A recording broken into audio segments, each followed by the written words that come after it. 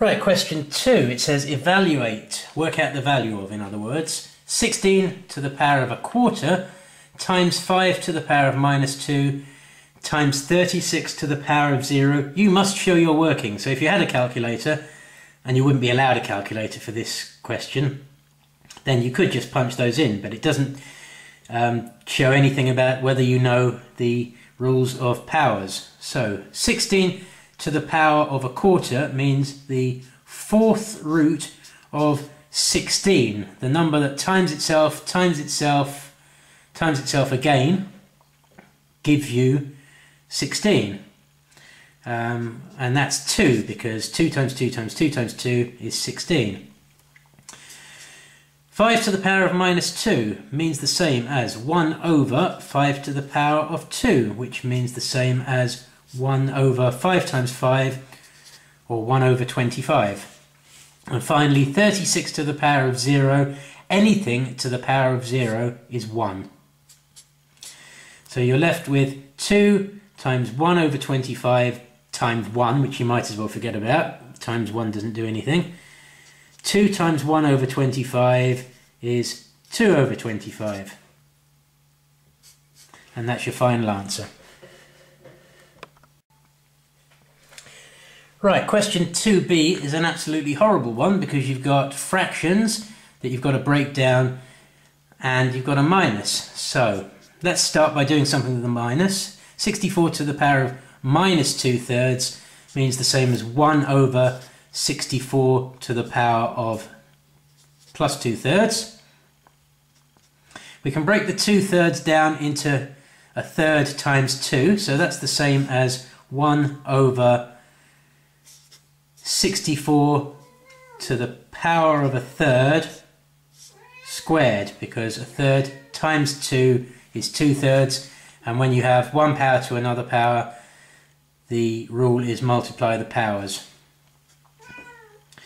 Right, 64 to the power of a third is the cube root of 64.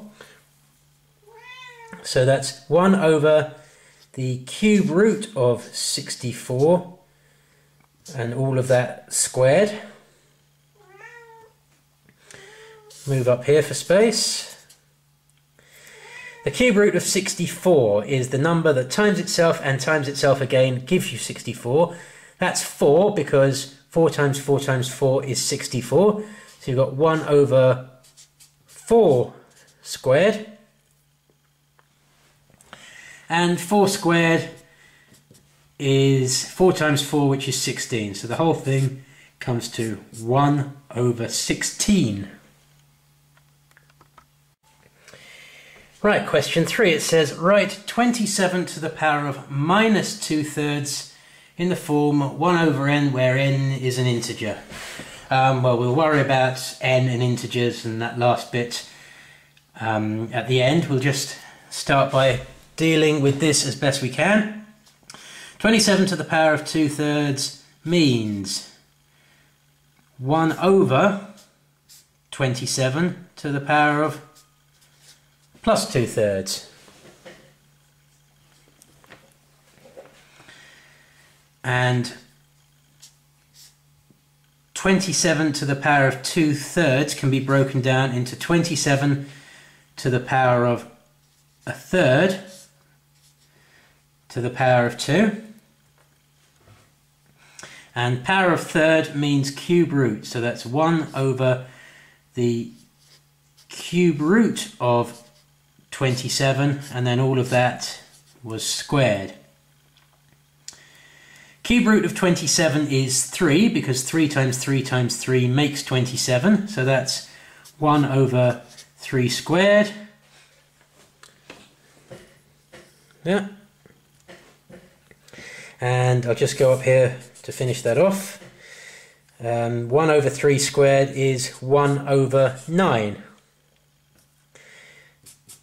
And it said write the number in the form 1 over n, where n is an integer. That means just write it as 1 over something, where the something is a whole number. An integer just means a whole number, like 1, 2, 3, and not 1.5, 2.7, that sort of thing. So we've written it in the form they wanted. 1 over something, and the something is a whole number. 1 over 9. Right, the next question says, if a equals 5 and b equals root 5, find the value of, first question, b to the power of minus 2. So we've got to work out the value of root 5 to the power of minus 2. Now remember that minus power means 1 over, so that's the same as 1 over root 5 squared, and squared means times itself. Well, the square root of 5 times itself will give you 5, because a square root is exactly that. It's a number that multiplied by itself gives you the number of which it is the square root. So our final answer for that one just comes out to be a fifth. And then moving on to part B of the question, just get a fresh piece of paper here.